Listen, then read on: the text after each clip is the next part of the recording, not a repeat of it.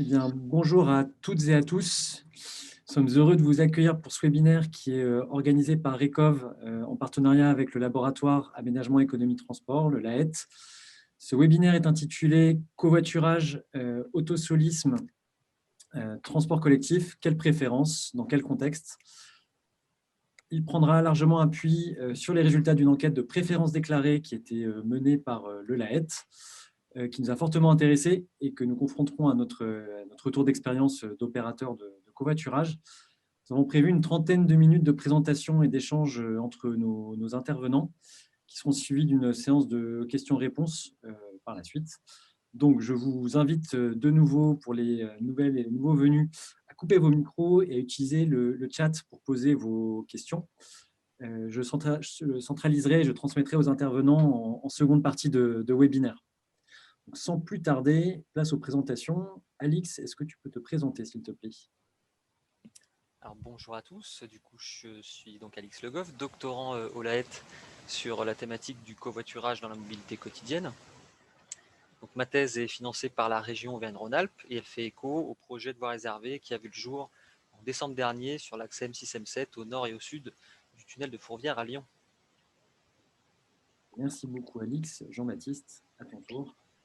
Eh bien, moi, je suis Jean-Baptiste Ray, directeur études, stratégie et développement chez ECOV, et j'interagirai avec Alix sur les résultats en apportant des contributions sur notre tour d'expérience d'opérateur. Rapidement, je suis Harald Condé-Piquer, je suis responsable du développement d'ECOV. Je vais modérer ce webinaire et je te passe la parole, Alix, pour débuter et rentrer dans le vif du sujet. Et notamment, on va commencer sur la méthode. Qu'est-ce que c'est qu'une enquête de préférence déclarée et pourquoi est-ce que vous avez choisi ça et pourquoi faire? Alors l'idée qu'on avait au LAET quand on a mené cette enquête, c'était de comprendre comment les individus allaient réagir à cette nouvelle offre de covoiturage qui allait être créée par cette voie réservée. Alors, est-ce que les individus vont accepter de covoiturer? Si oui, à quel prix? Ou alors, via d'autres incitations, par exemple, à partir de quel gain de temps ils vont accepter de covoiturer? Donc pour ce faire, on a mis en place, comme tu l'as précisé, une enquête de préférence déclarée qui, comme son nom l'indique, va demander aux répondants de déclarer leur préférence en choisissant parmi plusieurs alternatives proposées l'alternative qu'ils préfèrent. Alors ça fonctionne un peu à la manière des comparateurs qu'on peut retrouver quand on fait un achat en ligne. Là, je vous ai mis l'exemple de deux écrans. Donc, comment les individus vont faire leur choix entre ces deux écrans? Ils vont tout simplement comparer les différentes caractéristiques du produit qui leur sont proposées. Donc là, les caractéristiques qu'on va appeler attributs, elles sont présentées en ligne. Donc vous avez la taille de l'écran par exemple, la résolution, le format, etc. Supposons que vous choisissiez l'écran qui est l'écran de droite. Quelles informations, moi, en tant qu'analyste, je vais pouvoir en tirer? Eh bien, tout ce que je vais pouvoir en dire, c'est que je sais qu'il y a au moins une des caractéristiques de l'écran de droite que vous avez préférée à l'écran de gauche, voire plusieurs d'entre elles. Donc ça peut être la taille, ça peut être la résolution, mais je ne peux pas en dire plus en observant juste un choix. Par contre, quand j'observe un grand nombre de choix dans lesquels les attributs, donc les paramètres, la taille de l'écran, la résolution, vont varier, je vais pouvoir petit à petit obtenir des informations très précises sur comment chacune des caractéristiques présentées joue sur le choix final des individus. Donc, dans la méthode, on se place dans une situation hypothétique, et donc on va pouvoir proposer un produit qui n'est pas encore sur le marché. Donc, dans notre cas, on voulait observer comment les individus réagiraient à une nouvelle offre de covoiturage. Et bien, ça va permettre de tester cette voie réservée qui n'était pas encore existante au moment de l'enquête. Du coup, quand tu parles de la voie de covoiturage, tu parles notamment de la voie sur l'axe M6-M7, anciennement A6-A7, en traversée de Lyon, sur l'axe nord-sud. C'est bien ça. Et du coup, qu'est-ce que vous avez testé? Alors, ce qu'on a testé, nous vous doutez bien qu'on n'a pas testé des écrans, hein. On a mis en place des situations de choix où on présentait des modes de transport. Alors, les alternatives qu'on a testées sont les suivantes. Donc, il y a l'autosolisme, les transports en commun et puis 2 autres modes de covoiturage, un en tant que passager et un en tant que conducteur. Parmi les attributs qu'on a testés, donc les caractéristiques de ces modes de transport, on en retrouve des temps de trajet. Donc ces temps, ça peut être des temps d'attente, ça peut être du temps à bord du véhicule, ça peut être une incertitude aussi sur le temps de parcours. Ce qu'on a présenté, c'est en général des temps de parcours qui varient, par exemple entre 20 et 30 minutes. Le coût du déplacement, et enfin, le profil de covoitureur, et au-delà, comment était organisé le covoiturage. Ok. Ben, du coup, ce qui est important dans les enquêtes de préférence déclarée, c'est de savoir comment est-ce que les répondants se sont vus présenter les différents choix. Et donc, du coup, je vous propose de présenter globalement le cadre, quelles sont les différentes formes de covoiturage, et puis tu nous diras, parmi ce cadre-là, qu'est-ce que vous avez présenté aux répondants. Donc, nous, on distingue souvent le covoiturage du quotidien, du covoiturage longue distance, comme Blablacar notamment. Et on parle ici du covoiturage du quotidien, tu me confirmes, c'était une enquête de préférence déclarée sur le covoiturage du quotidien. Et nous, on distingue deux choses assez différentes. Le covoiturage avec réservation, donc conducteurs et passagers se sont organisés en amont, on définit un rendez-vous, une heure de rendez-vous. Donc du coup, ils sont contraints à l'aller et au retour à ce rendez-vous-là.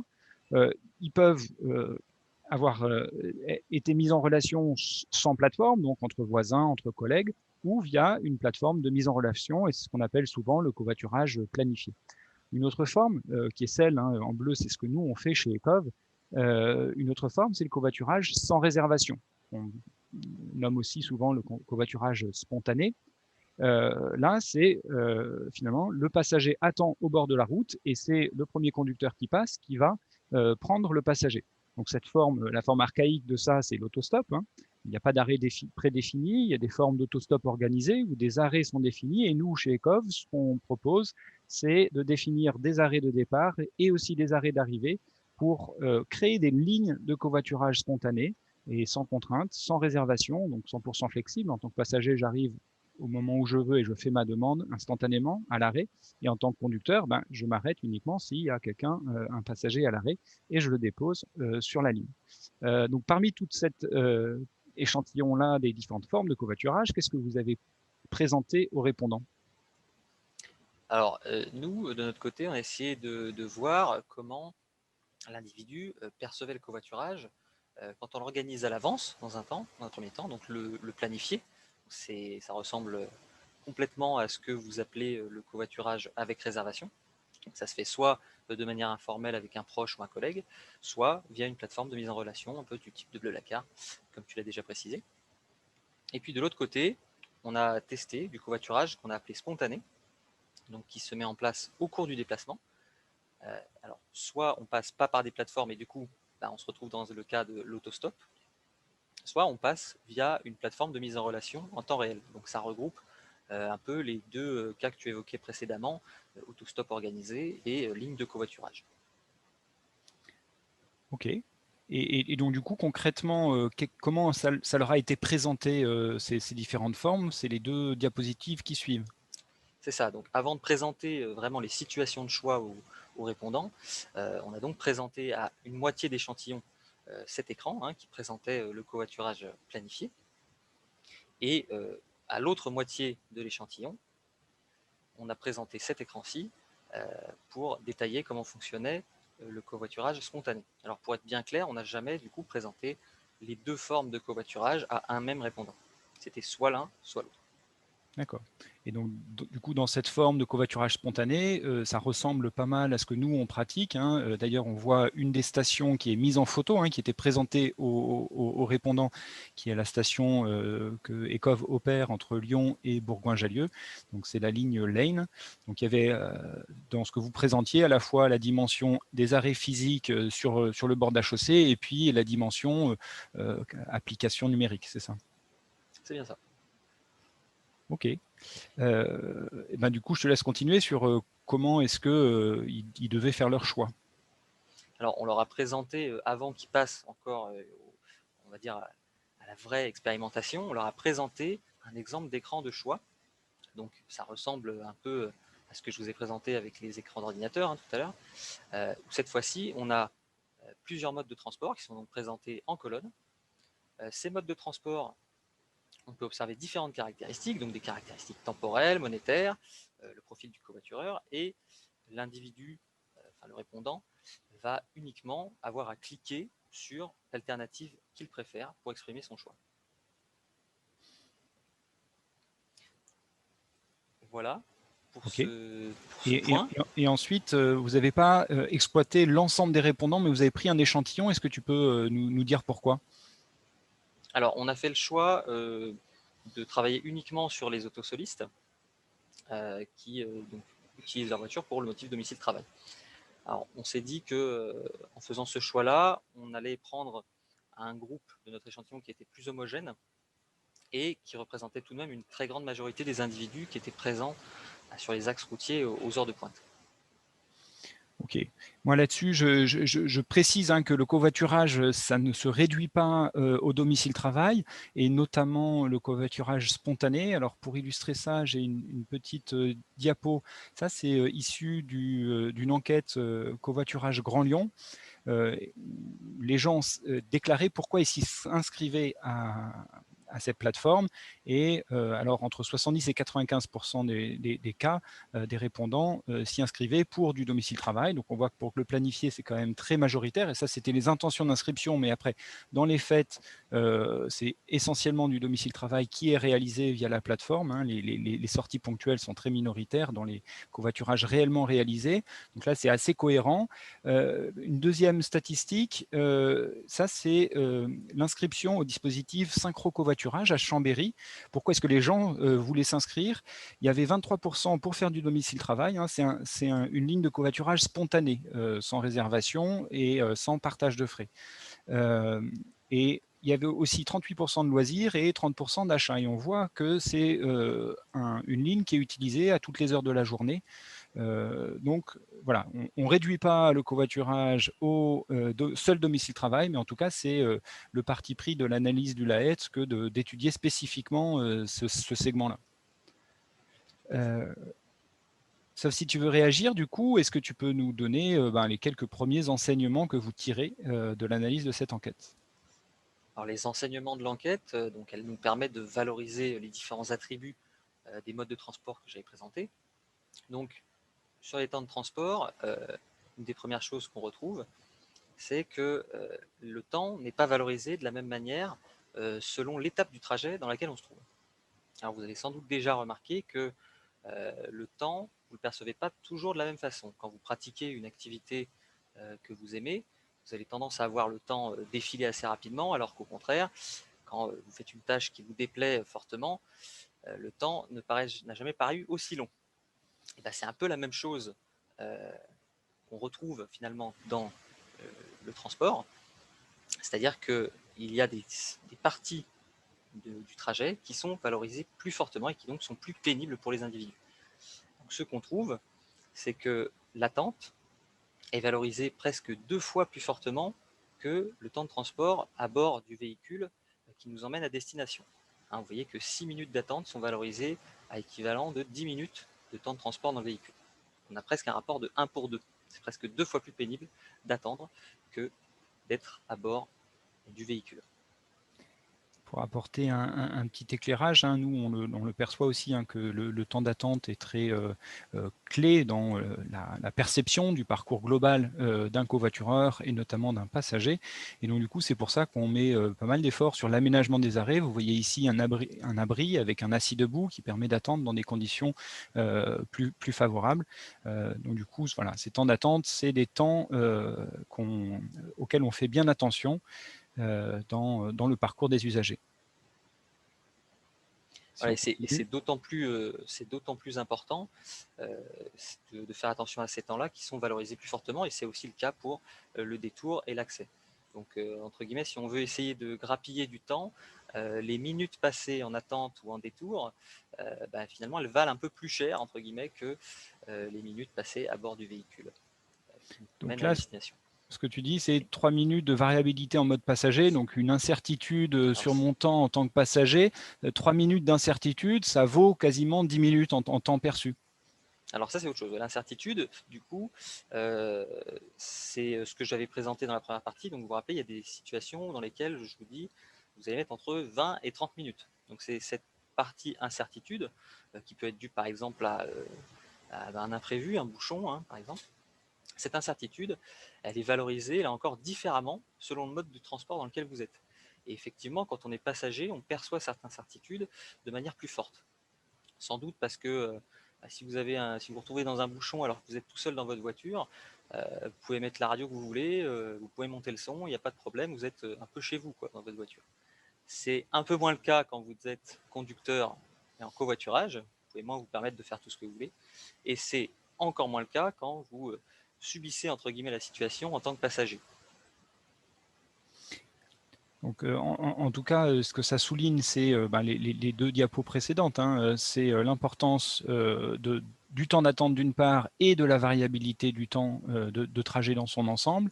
Et nous, ce qu'on en conclut et ce qu'on met en œuvre, c'est on essaye d'informer sur les temps d'attente.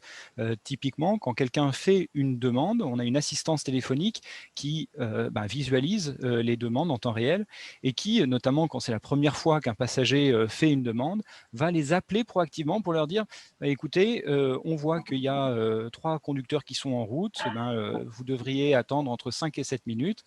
Et donc, du coup, la personne, et même inversement, c'est-à-dire si on voit qu'il n'y a pas de conducteurs qui sont déjà en route, on va les informer que le temps d'attente peut être un petit peu plus long que 5 minutes, mais n'importe quel conducteur qui passe devant l'arrêt est susceptible, hein, même s'il n'est pas géolocalisé, de prendre la personne. Et à défaut, on le rassure aussi, on va maîtriser l'amplitude totale du temps d'attente en proposant une garantie. Donc, sur nos lignes de covoiturage à haut niveau de service, on va appeler un taxi au bout d'un certain nombre, un certain temps d'attente. Et ça permet de borner, de limiter ce temps d'attente. Et voilà, la compréhension de ça par les passagers rassure et limite ce côté très négatif de l'incertitude et du temps d'attente. Et c'est aussi une des raisons pour lesquelles on met en place une voie réservée au covoiturage d'ailleurs. C'est-à-dire que la voie réservée va permettre, en évitant les bouchons aux covoitureurs, de fiabiliser un peu le temps de parcours. Et ça, c'est d'autant plus bénéfique du coup pour les passagers. Et on va voir que c'est important, puisque du coup les passagers, généralement, c'est ce qu'on va retrouver comme étant la ressource la plus rare. Hein, les conducteurs qu'on a interrogés veulent principalement rester conducteurs, au moins, s'ils passent au covoiturage, c'est plutôt en conducteur qu'en passager.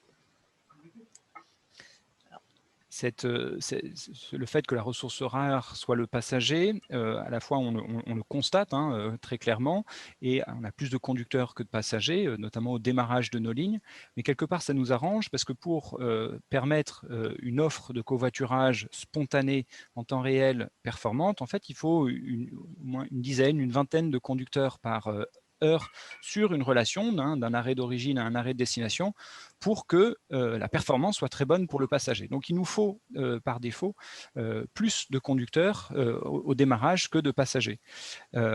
Et en plus, on sait que c'est plus difficile de passer d'autosoliste à passager, mais d'autosoliste à conducteur de covoiturage, c'est finalement la marche est moins élevée. Le conducteur, il a vraiment zéro contrainte, c'est très flexible pour lui, et donc du coup, il va passer de autosoliste à conducteur de covoiturage assez facilement.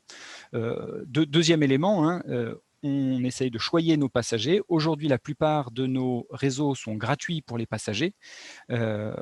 Et certains réseaux sont avec une petite indemnisation pour les conducteurs.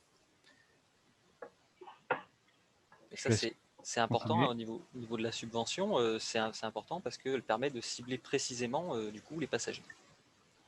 Alors ce qu'on trouve nous dans notre enquête, c'est que une subvention à hauteur de 1,50 € pour le passager, elle est équivalente à peu près à un gain de temps de 5 minutes sur son temps de transport.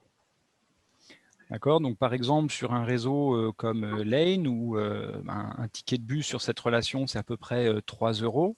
Le fait de donner la gratuité à nos usagers sur cette relation, c'est comme si on leur offrait, entre guillemets 10 minutes de performance sur leur trajet. Tout à fait. OK. Est-ce qu'il y a d'autres différences ou d'autres impacts que vous constatez? Alors, une différence homme-femme, hein. Donc, ce qui est constaté dans notre enquête, c'est que les individus vont préférer covoiturer avec une femme, et ce que ce soit en tant que conducteur ou en tant que passager.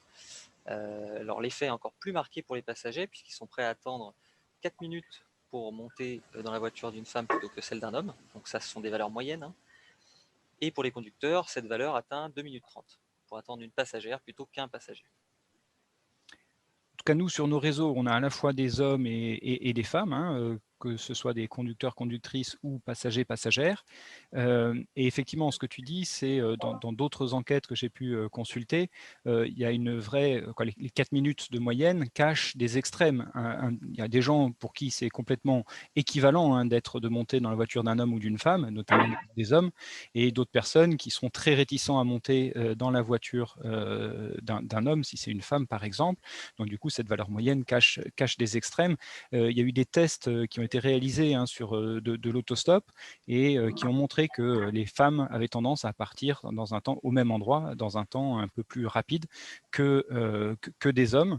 Maintenant, nous, en tant qu'opérateurs, on vient rassurer, puisque les conducteurs et les passagers sont inscrits, et donc du coup on espère qu'on vient réduire cette crainte de l'inconnu, et notamment avec la question des genres. Et je crois que c'est quelque chose que vous avez testé, le rôle de l'opérateur, et est-ce que ça rassure? Oui, effectivement, on a remarqué un vrai effet des plateformes de covoiturage. Alors, dans le planifié, on a constaté qu'il n'y avait pas spécialement de différence entre une situation où on se retrouve avec un proche ou un collègue versus une situation où on est matché avec un individu via une plateforme de covoiturage type Blablacar. D'accord, donc ça montre l'intérêt de la plateforme, de la notation, des choses comme ça. D'autant plus que en spontané, donc on avait testé de l'autostop contre une situation où les individus étaient reliés quand même par une plateforme en temps réel. Et là, on observe une vraie différence entre autostop et plateforme, puisque un passager va être prêt à payer entre 3 et 4 euros pour monter dans le véhicule d'un conducteur qui est référencé sur la plateforme, et le conducteur, lui, va être prêt à payer entre 2 et 3 euros pour accepter un passager qui, lui, est référencé dans une plateforme plutôt qu'un autostoppeur. Ok, donc ça révèle la valeur ressentie par les gens, que tu transformes en valeur monétaire. Mais alors déjà, nous, on ne prélève pas 4 euros par trajet pour être opérateur de covoiturage planifié. Hein, nous, pour rappel, notre modèle, c'est on est payé par les collectivités qui nous demandent d'opérer pour les usagers les lignes. Et donc, du coup, cet intérêt qu'on apporte, cette facilitation et ce tiers de confiance, on l'offre aux passagers et aux conducteurs comme une facilitation de l'usage du covoiturage. Et en tout cas, on est heureux de voir que les usagers y voient une valeur. Il y a un vrai côté rassurant des plateformes, hein. En tout cas, c'est ce qui ressort. Maintenant, sur les différences qu'on a essayé d'observer entre le covoiturage en spontané et en planifié, ça a été à peu près similaire, sauf sur un point. En conducteur, la valeur du temps de parcours est plus élevée en planifié.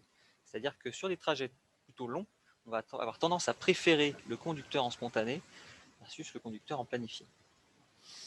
Ça, en tout cas, nous on comprend intuitivement, hein, la contrainte du conducteur planifié est un petit peu plus grande puisqu'il a un rendez-vous, et donc lui aussi, il peut être amené à attendre son passager si le passager arrive après lui au point de rendez-vous, alors qu'en spontané, s'il n'y a pas de passager à l'arrêt, le conducteur continue et il ne prend quelqu'un que si... donc voilà, c'est moins contraignant. Donc en tout cas, on trouve ça relativement cohérent entre ce que sort l'enquête et ce qu'on constate.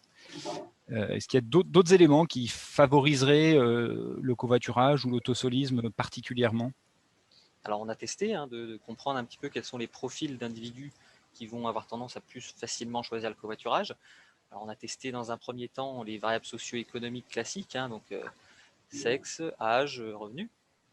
Et donc on a constaté que ce sont plutôt les femmes, les populations plus jeunes et plus aisées qui vont avoir tendance à choisir le covoiturage.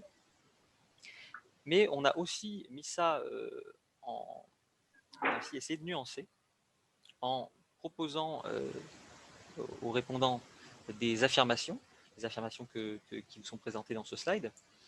Et à travers les réponses à ces affirmations, on a essayé de mesurer une certaine sensibilité écologique.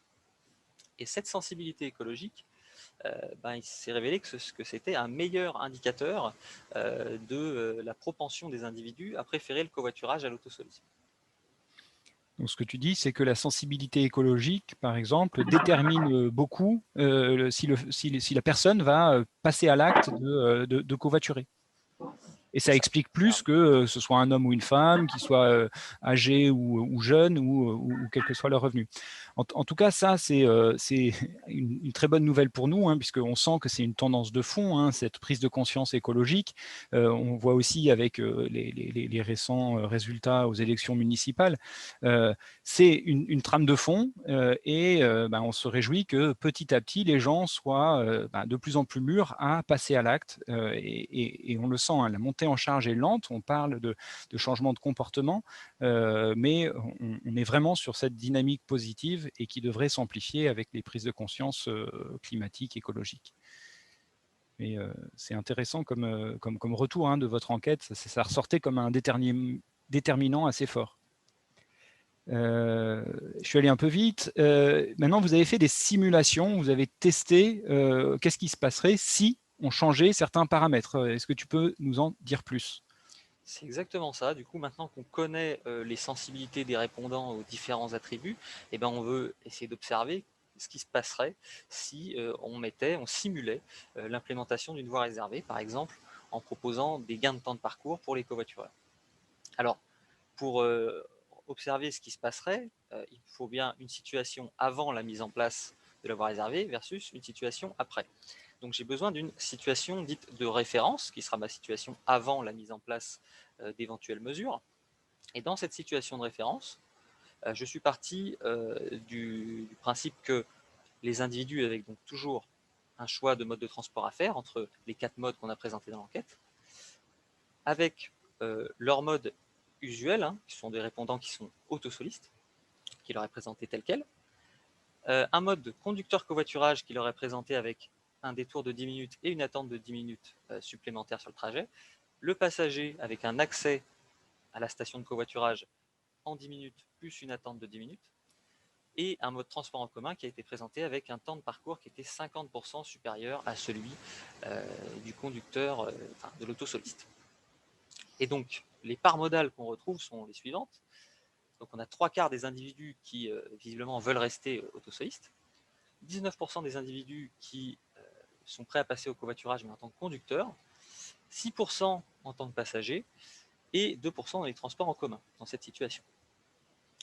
Alors, on observe qu'il y a quand même un petit problème, c'est qu'on a 19% de personnes qui veulent être conducteurs en covoiturage, mais dans le même temps, il n'y a que 6% de passagers.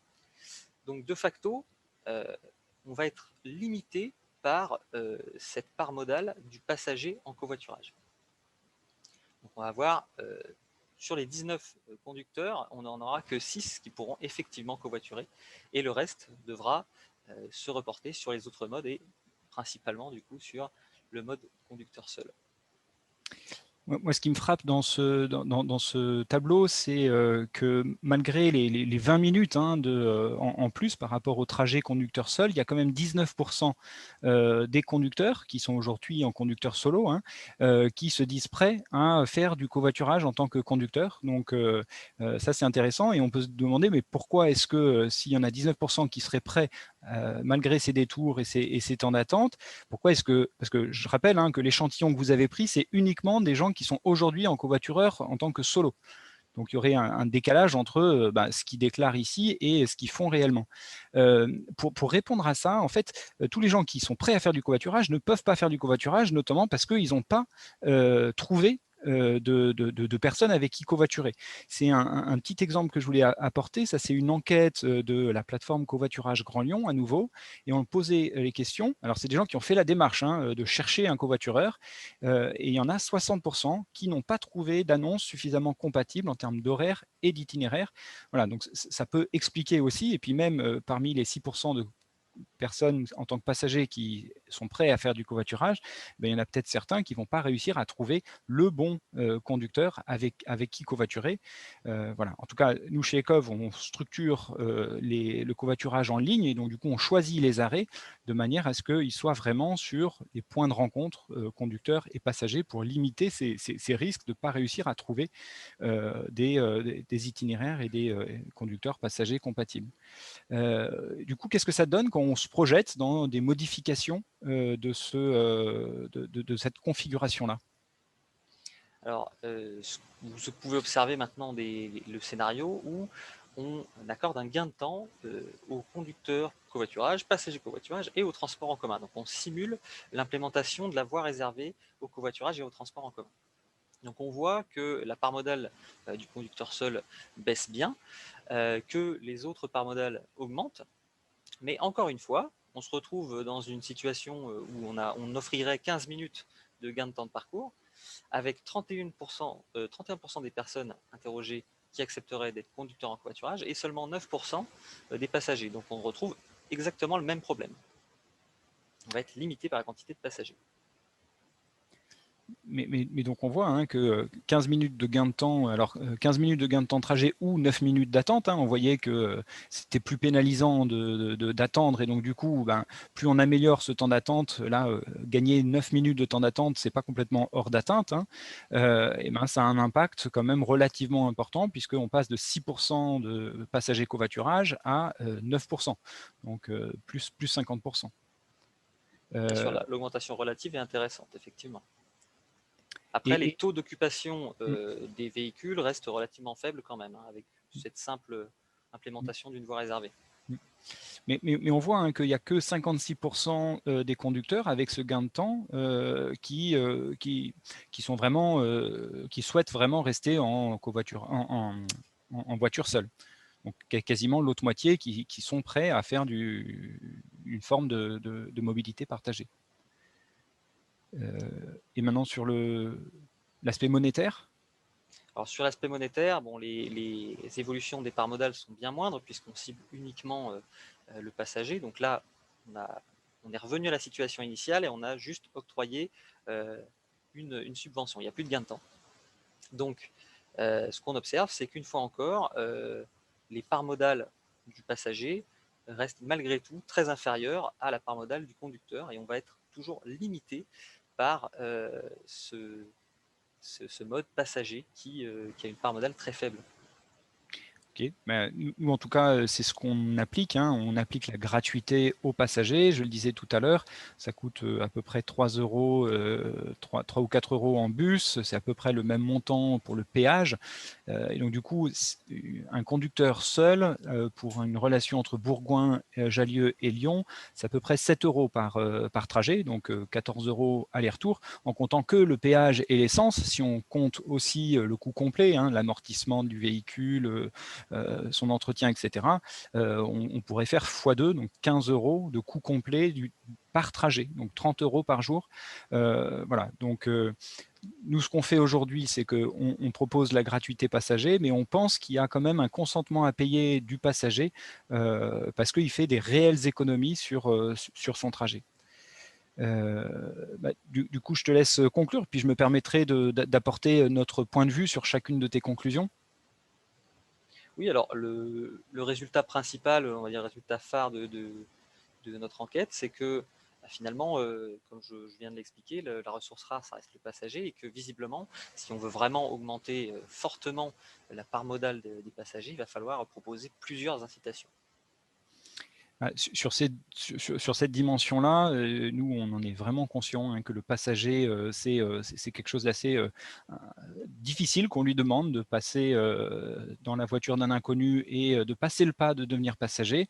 Et donc, on va l'accompagner. On l'accompagne avec l'assistance téléphonique dont j'ai déjà un petit peu parlé, qui va l'appeler proactivement, notamment quand c'est la première fois que je fais mon trajet, mais aussi par la présence sur le terrain d'animateurs de communauté qui vont aux arrêts, vont à la rencontre des conducteurs et des passagers et qui vont rassurer sur les différentes dimensions du parcours.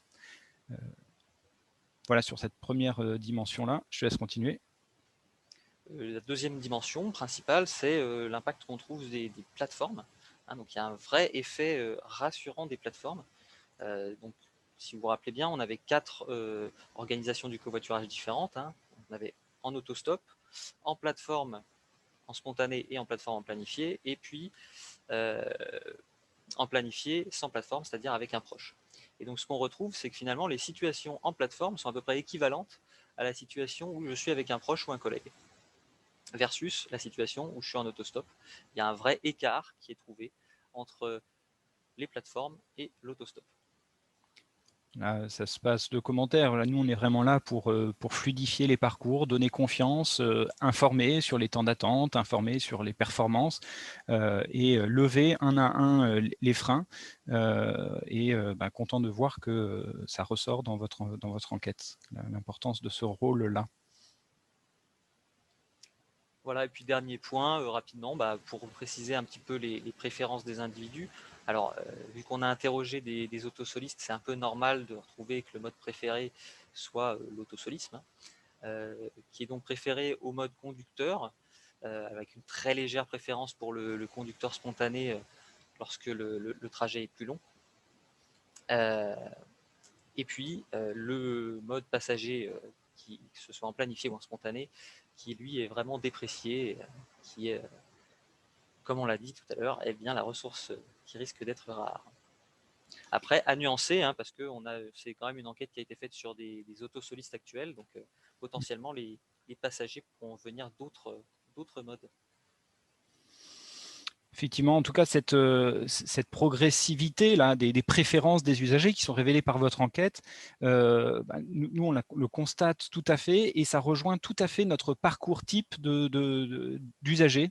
L'essentiel de nos usagers sont d'anciens conducteurs de solo. Et on arrive assez facilement via nos panneaux à messages variables. Hein. Nous, on a des panneaux au bord de la route qui indiquent un passager vous attend pour telle destination. Et donc, du coup, même si le conducteur n'est pas inscrit, il peut s'arrêter spontanément, prendre le passager, et c'est du coup le passager qui va l'inscrire une première fois. Donc, comment est-ce qu'on arrive à passer du conducteur solo à conducteur de spontané? C'est notamment grâce à ces panneaux. Alors, nous, on n'opère pas de covoiturage planifié, mais ensuite, le passage de conducteur en spontané au passager en spontané, mais il se fait assez naturellement parce qu'en tant que conducteur, quand j'ai pris 2-3 passagers, j'ai échangé pendant les 20 minutes du trajet avec eux et la discussion tourne souvent autour, ok, pourquoi est-ce que vous êtes passager et moi je veux pas être passager parce que, donc on parle des freins et en fait c'est les passagers qui vont convaincre souvent les conducteurs à essayer une première fois en tant que passager et c'est ce qu'ils font. Et c'est cette première fois qui est souvent un petit peu difficile. Mais une fois qu'on a essayé, il y a tout un tas de freins peut-être imaginés qui, on constate que c'est assez simple. Et c'est d'anciens autosolistes, d'anciens conducteurs qui sont nos passagers actuels, les plus fidèles. Donc, encore une fois, assez raccord avec cet ordre de préférence. Et on s'appuie là-dessus pour amener les usagers pas à pas à changer leur comportement. Merci beaucoup Alix pour ce travail et cette présentation avec ECOV dans ces webinaires. Et maintenant, Harald, on te redonne la main parce que je vois qu'il y a pas mal de questions. Oui, en effet, il y a pas mal de questions. Je vais essayer de les regrouper un petit peu. Il y a eu plusieurs réactions sur les différences de préférence entre les hommes et les femmes. Comment est-ce qu'on peut les expliquer? Est-ce que, alors, certains le trouvent étonnant, d'autres non. Est-ce que ça peut être éventuellement lié au panel de répondants? Alors pour le panel, je laisse Alix répondre. On a quand même un panel de répondants qui est assez conséquent, donc si on trouve des écarts significatifs comme cela, c'est que visiblement il y a un vrai effet qu'on retrouve. Alors après, le pourquoi, on peut essayer d'émettre des hypothèses. Nous, ce que révèle l'enquête, c'est vraiment une mesure finalement qui a une préférence pour les femmes. Après, le pourquoi, ça reste de l'hypothèse. Donc on peut se dire peut-être que c'est que les individus se sentent plus en sécurité avec une femme qu'avec un homme. Ou peut-être tout simplement ils préfèrent la compagnie d'une femme pour discuter. Ça, c'est des hypothèses qu'on peut donner, mais on ne peut pas en tout cas le vérifier avec cette enquête-là. Alors, en tout cas, moi, juste pour corroborer ça, il y a des enquêtes qui ont été réalisées, je crois, en 2014 en Italie, et ils avaient constaté que les femmes, alors a priori c'était assez représentatif, hein, pas mal de tests, les femmes attendaient 2 fois moins que les hommes. Il y a d'autres essais qui ont été faits autour de Bourg-en-Bresse par l'association Autobus. Alors là, ils n'avaient pas un échantillon de testeurs suffisamment représentatif pour sortir des statistiques, mais la femme qui a fait des essais a été prise notamment plusieurs fois par des femmes qui disaient d'habitude je ne prends pas de stopper, mais vous c'est différent. Donc voilà, donc on le constate en fait, il y a voilà, une certaine crainte. Pour l'autostop, ça c'est clair. Et alors maintenant, la question pour le covoiturage avec les plateformes, je pense que c'est moins fort que pour l'autostop. Oui, il y a quelque chose à creuser là-dessus, sur le fait que les plateformes réduisent aussi cet effet-là. Merci. Il y a plusieurs questions également sur la relation avec les transports collectifs. Par exemple, n'allez-vous pas, donc Patrick qui demande si nous n'allons pas créer avec une concurrence avec les TC lorsqu'ils existent avec ce type de subvention pour le covoiturage, ou empêcher des lignes de bus de fonctionner. Pareil pour Estelle Jourdan qui nous demande si la mise en place de covoiturage réduit le nombre d'usagers des transports collectifs. Alix, je te laisse répondre si tu as eu un apport avec l'enquête. Moi, sinon, je pourrais compléter. Alors, avec l'enquête, non. Sinon, oui, c'est un risque, hein, effectivement. Les passagers, là, nous, on a fait une enquête dans laquelle on a interrogé que des autosolistes, mais effectivement, les passagers pourraient venir des transports en commun. Et c'est un risque, oui. Alors, nous, on ne le voit pas comme un risque, on le voit comme une opportunité. On considère que, alors, premier élément, hein, notre ligne Lane, par exemple, entre Bourgoin-Jallieu et Lyon, a 2 origines-destinations, du côté de la Capi, Bourgoin et Villefontaine, vers Saint-Priest, hein, une zone industrielle et une zone d'emploi importante vraiment sur l'entrée de Lyon, et Mermoz, connectée au métro D.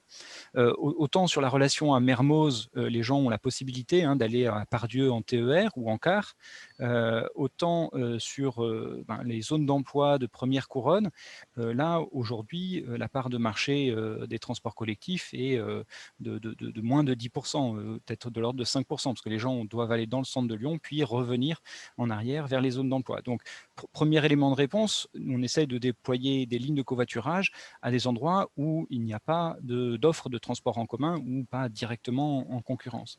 Et même sur les relations où il y a une concurrence directe, hein, il y a un bus en l'occurrence entre Bourgoin-Jallieu et Lyon-Mermoz qui fait exactement la même relation. Et qu'est-ce qu'on permet? On voit qu'on a des individus qui font une demande de covoiturage et puis qui vont au bout de 10 minutes l'annuler parce qu'ils ne sont peut-être pas encore partis et le bus va arriver. Donc en fait, ils prennent le premier moyen de transport qui est à leur disposition. Et s'il y a un bus tous les quarts d'heure ou toutes les 20 minutes, je l'ai loupé. Si j'ai loupé mon bus, je vais faire une demande de covoiturage et je vais être en capacité de partir en 5 minutes malgré tout. Donc finalement, les 2 offres se renforcent l'une l'autre et globalement, l'idée c'est, il y a une répartition des trajets entre l'un et l'autre, mais l'idée c'est que globalement plus performant, il y aura, le gâteau sera plus gros, et il y aura globalement plus de monde en covoiturage et en transport collectif dans les modes partagés. Merci. J'ai aussi une série de questions sur le sujet des passagers qui a été abordé à la fin, donc les passagers étant la ressource rare du covoiturage. Alors, quelques réactions et questions. Donc, il y a une étude sociologique à faire sur les passagers éventuels. Pourquoi ne font-ils pas confiance au covoiturage planifié? Ensuite, est-ce qu'on peut mettre cela sur le compte d'un besoin de maîtrise du temps de trajet et de parcours? On fait également ressembler que le temps d'attente est vrai pour tous les modes, y compris pour la bagnole solo dans les congestions. En revanche, peut-être que ce qui serait plombant, c'est le temps d'accès aux stations au regard d'un itinéraire direct en voiture individuelle. Ensuite, une suggestion, est-ce qu'un arrêt très bien aménagé, abrité du vent et du froid, par exemple, avec du chauffage, du Wi-Fi, pourrait réduire cette animosité au temps d'attente? Et j'en profite pour combiner une remarque sur l'intérêt d'une carte d'adhésion et d'un badge à logo pour les conducteurs et les passagers via une association. Ça, c'est plutôt sur l'aspect sécurité, sentiment d'appartenance à une communauté de covoitureurs. Voilà, pour cette série de questions sur comment est-ce qu'on pourrait résoudre cette problématique de la ressource rare des passagers. Alors, bon, c'est compliqué de répondre à toutes ces questions en même temps. Effectivement, je peux répondre à la question de l'arrêt aménagé, là, qui semble... ça, c'est quelque chose auquel on a un peu répondu dans la présentation. Effectivement, le confort d'attente va jouer sur la perception de ce temps d'attente, hein. Effectivement, si vous êtes au chaud plutôt que sous la pluie, sans abri de vous, ça va être perçu comme étant bien moins désagréable. En effet. Euh, Après, alors il y a pas mal de questions. Est-ce que la résistance, par exemple, est à mettre sur le compte d'un besoin de maîtrise du temps de trajet et du parcours? Alors oui, ça c'est quelque chose qui ressort, hein, le côté incertitude du temps de parcours quand on est passager, il est très mal vécu. Donc là, on a besoin d'une fiabilité du service, hein, quand on prend les transports en commun ou quand on est passager en covoiturage, qui est d'autant plus importante. Le problème, c'est qu'on ne contrôle pas toujours la route et que les bouchons, ils peuvent survenir pour tout le monde, quoi. Mais ils sont moins bien vécus pour les passagers. Donc effectivement, c'est une limite, c'est un frein potentiel. En question liée, est-ce que la perception du temps d'attente est liée à l'incertitude associée quant à la prévisibilité du trajet, au-delà du fait de ne pas aimer attendre? Donc c'est dans le même sens également. Je pense que oui, hein, je pense que c'est... C'est ce que précisait Jean-Baptiste sur l'information qu'on donne aux passagers sur les temps d'attente notamment. On voit quand on est informé, c'est moins désagréable d'attendre. Il y avait pas mal de questions. J'ai trois éléments de réponse par rapport à toute la série de questions que tu as données, Harald. La question du temps d'accès à la station, est-ce que c'est pas pénalisant? Oui, clairement, hein, on est finalement avec nos arrêts et nos lignes très performants sur les relations entre les arrêts, mais on oblige les gens à venir se rabattre sur ces arrêts. Et donc du coup, comme pour les transports collectifs, on a une aire de chalandise limitée autour des arrêts. Ce qu'on a testé sur Lane, c'est de prêter des vélos ou des trottinettes électriques à nos usagers. Et on a constaté que c'était vraiment un facteur clé, hein, cette question de répondre aux premiers et derniers kilomètres dans les zones d'emploi de première couronne. On a souvent des distances un peu importantes à parcourir entre le point de dépose d'un TC ou d'un covoiturage et l'entreprise. Et donc, du coup, ce travail sur le premier et le dernier kilomètre, il est essentiel. Et on en a éprouvé l'efficacité. Cette question de la maîtrise du temps de parcours, alors nous, on n'a pas la maîtrise des bouchons, la voie réservée peut y contribuer, mais nous, en tant qu'opérateurs, voilà, tout l'intérêt de proposer tous nos services avec les applications, etc., c'est d'avoir de la data. On a de l'information sur les heures de passage des différents conducteurs, qu'ils aient pris un passager ou pas. Et avec toute cette information, on est capable de faire des statistiques et de dire, ben voilà, de 8h à 9h, on a un conducteur qui passe toutes les 6 minutes en moyenne, et au maximum, on a 10 minutes entre deux conducteurs.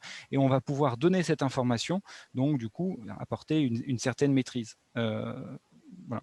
Et dernier élément, il y avait des notions de faire communauté, comment rassurer les passagers en mettant du badge pour une reconnaissance mutuelle, etc. Et ça, c'est effectivement essentiel, hein. On a des personnes chez ECOV qui font ça, qui font en sorte que les usagers de la ligne fassent réellement communauté, qu'il y ait un sentiment d'appartenance par des présences terrain, on a effectivement, hein, des badges de reconnaissance dans certains réseaux, des cartes de membres, des choses comme ça, et ça contribue effectivement à rassurer les gens. Merci pour vos réponses. J'ai une série de questions sur le panel et la méthodologie d'enquête. Alors, est-ce que tu pourrais rappeler combien il y avait de répondants à l'enquête? Et j'ai quelques autres questions liées. Est-ce que vous avez mesuré d'autres variables psychologiques, attitudes, habitudes, normes subjectives, etc. Quel est le coût de l'enquête, de ce type d'enquête par rapport au nombre de personnes enquêtées? Et ensuite, une question à l'instant, le choix de mener l'enquête auprès des seuls autosolistes n'a-t-il pas des influences sur les enseignements? Un autosoliste serait prêt à partager sa voiture, mais en la conduisant, d'où l'idée de rareté du passager. Si on avait élargi l'échantillon à des usagers TC, aurait-on convergé vers ces mêmes enseignements? Alors, je me suis un peu perdu du coup dans les réponses, enfin dans les questions. Je reprends. Échantillon déjà. Oui, Combien d'échantillons on avait, dans les résultats que je vous ai présentés, on avait plus de 1500 autosolistes qui ont été analysés, qui eux-mêmes ont répondu à 6 écrans de choix. Donc ça nous faisait à peu près, enfin un peu moins de 10 000 écrans de choix analysés. Donc c'est quand même un échantillon assez robuste. Et l'ensemble de votre échantillon, donc ça c'est ce que vous avez analysé, 1500 personnes, 10 000 choix, si on intègre aussi ceux qui étaient déjà dans les TC, vous aviez combien de réponses exploitables au total? Au total, on avait environ 4000 personnes qui avaient répondu, qui avaient fini l'enquête. Donc après, on avait procédé à plusieurs tris pour pouvoir vérifier que les répondants regardaient correctement les écrans de choix, par exemple. Ils n'étaient pas 3 secondes à choisir un mode de transport, alors que les écrans de choix étaient plutôt complexes et qu'ils avaient besoin d'un minimum de réflexion pour la réponse. Donc il y a eu aussi un gros tri des répondants pour ceux qui ne jouaient pas le jeu, on va dire. Et donc, du coup, vous pouvez continuer votre travail en analysant l'échantillon des personnes qui aujourd'hui sont en TC et répondre à la question qui a été posée. Mais c'est un autre travail. C'est ça, c'est autre chose pour cette dernière question-là. Il y avait aussi des questions autour d'éléments d'habitude ou d'attitude. Est-ce que vous avez testé d'autres variables comme ça? Sur les attitudes, non, malheureusement, on a mesuré que ces 5 questions. Enfin, c'était pas des questions d'ailleurs, c'était des affirmations qui étaient présentées. Et puis on laissait le répondant choisir s'il était tout à fait d'accord, pas du tout d'accord, sur une échelle de Likert. Et donc il y avait 5 questions qui essayaient de mesurer des normes sociales, notamment. Et sur du coup les ordres de grandeur de coût de ce type d'enquête, j'imagine que ça dépend aussi du nombre de variables, des mutualisations possibles, des économies d'échelle possibles. Est-ce que tu as des éléments à donner sur ce type de sujet? Alors sur le coût de l'enquête, ça va dépendre aussi de comment vous recrutez vos répondants. Si vous achetez le panel, un panel aussi gros, ça risque de coûter très cher. Je n'ai pas les montants exacts en tête de combien coûterait un panel de 4000 individus. Mais bon, je ne veux pas donner de chiffres, je ne veux pas m'avancer là-dessus. Nous, on a eu quand même la chance de pouvoir bénéficier des partenaires du projet de Lyon Covoiturage Expérimentation, donc, que sont notamment les opérateurs autoroutiers, qui ont transmis un lien de l'enquête notamment à leurs abonnés. Aux abonnés Télépéage, notamment à AP2R. On a une grosse partie de l'échantillon qui provient en fait de AP2R. Donc des abonnés Télépéage d'AP2R. J'avais un élément de réponse sur le test des habitudes. Alors, ça n'a pas été testé dans l'enquête de préférence déclarée, mais nous, en fait, on le voit au quotidien. On est en échange quotidien par l'assistance, par les développeurs de communauté avec les usagers et les non-usagers, ceux qui ont testé une fois et puis qui ne pratiquent plus, par exemple. Et on voit que le poids de l'habitude est très important. C'est le fait de faire une première fois qui va faire basculer de j'ai une habitude d'autosolisme à voilà, j'ai déjà testé quelque chose et donc du coup mon choix est très différent si j'ai jamais fait ou si j'ai déjà fait. Et on a vu avec le confinement, le premier confinement, on a arrêté et dès mai après le premier déconfinement, on a redémarré et on avait à peu près que 30%, puis 50% des usagers qu'on avait pré-confinement. Et on a rappelé les anciens usagers, on leur demandait pourquoi ils ne revenaient pas. Il y en a certains qui télétravaillent, mais il y en avait aussi d'autres qui n'avaient pas pris le réflexe de revenir sur Lane. Et puis, voilà, par ces appels, on arrive à refaire basculer. Mais donc, du coup, concrètement, on voit le poids de l'habitude. J'ai encore la place pour quelques questions. Je suis en train d'essayer de répondre. Est-ce que nous avons déjà un retour entre des préférences révélées par rapport aux préférences déclarées? Alors non. On attend un peu le retour du Grand Lyon. Après, comme on vit dans une période un peu particulière, ça va être pas forcément évident de distinguer l'effet voie réservée au covoiturage de l'effet crise sanitaire. Mais on attend des retours du Grand Lyon. En tout cas, c'était un petit peu l'objet de ce webinaire aussi, hein, de confronter l'approche théorique en quête de préférence déclarée du LAET avec ce qu'on perçoit, nous, sur le terrain au quotidien. Et on voit que, alors bon, on ne peut pas donner de chiffres très précis pour tout confirmer, c'est pas parfaitement comparable, mais voilà, il y a pas mal d'éléments qui vont dans le même sens en tout cas.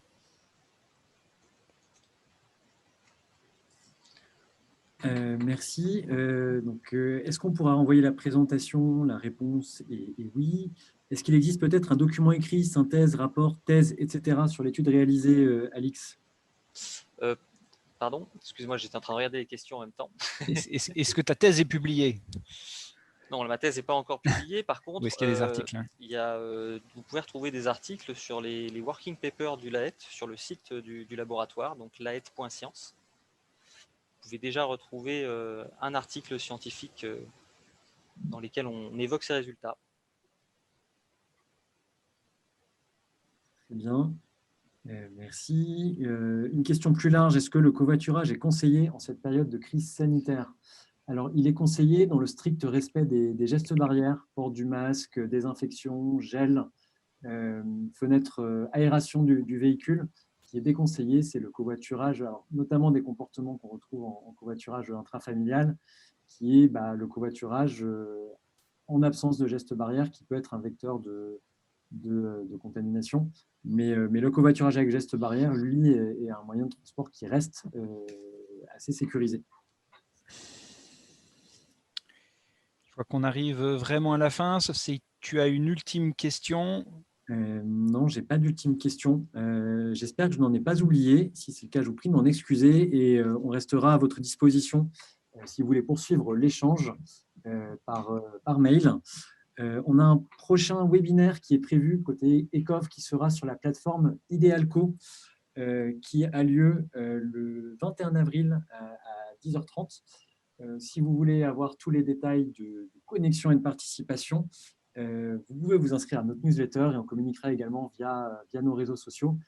On y présentera notamment les résultats d'études que nous avons menées covoiturage et action publique en partenariat avec l'ADEME et avec une collectivité avec laquelle nous travaillons qui est le pays du Shungo. Voilà, merci Harald. Je souhaitais vraiment remercier Alix et le LAET. On est heureux d'avoir pu vous accueillir dans ce webinaire. Donc, cette série de webinaires, elle est là pour mettre en avant des travaux sur le covoiturage et faire progresser la compréhension de ce mode qui est encore en évolution. Et donc, bravo pour ce travail très, très riche, très scientifique et très sérieux. Et voilà, merci de ta participation, Alix. Merci à tous et on est preneur de vos retours ou de vos questions pour prolonger. Merci à tous.